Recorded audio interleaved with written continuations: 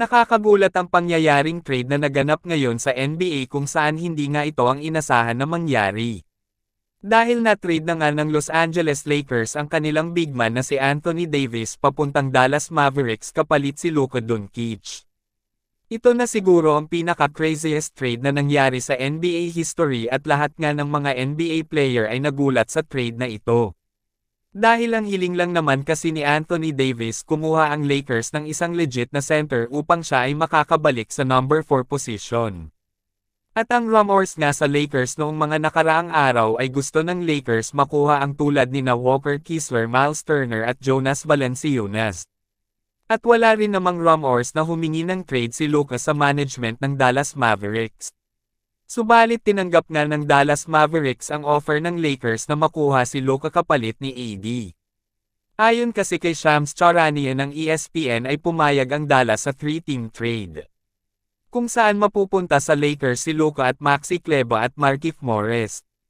At matatanggap naman ng Dallas Mavericks si Anthony Davis at Max Christie at isang 2029 first round pick ng Lakers. At mapupunta naman sa Utah Jazz sina Jalen Hood-Schifino at 2025 second round pick ng Clippers mula sa Westbrook trade at 2025 second round pick ng Dallas. Pati si LeBron James ay nagulat sa trade na nangyari kung saan nagsaya pa nga sila sa kanilang panalo kanina kontra sa New York Knicks. Subalit isang oras lang ang dumaan ay marami ang nalungkot at natuwa matapos inanunsyo ni Shams ang nangyaring trade sa pagitan ni Luka at AD. Sa ngayon ay parehas panalo ang dalawang team sa nangyaring trade subalit humina naman sa ilalim ang Lakers dahil sa pagkawala ni AD. Subalit kung sa future naman ay siguradong panalo dito ang Lakers dahil sa nasa 25 years old pa lamang si Luka. At alam naman natin na malapit nang matapos ang NBA career ni LeBron James. Kaya naman kabang-abang talaga ang Dallas at Lakers sa kanilang mga susunod na laro.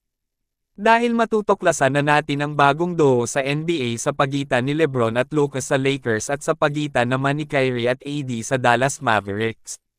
Well, hindi naman natin alam sa ngayon kung may problema ba ang Dallas management at ang kampo ni Luka Doncic. Dahil hindi kasi ito ang mismong inaasahan na mangyari sa trade deadline. Dahil mas inasahan na nga talaga na makakuha ang Lakers ng isang legit center bago ang trade deadline dahil na rin sa panay request ni AD sa management ng Lakers. Subalit siya pala ang na-trade ng Lakers papuntang Dallas Mavericks kapalit ni Luka. Pero ang NBA nga naman ay business naman talaga kaya walang hindi pwede mangyaring trade.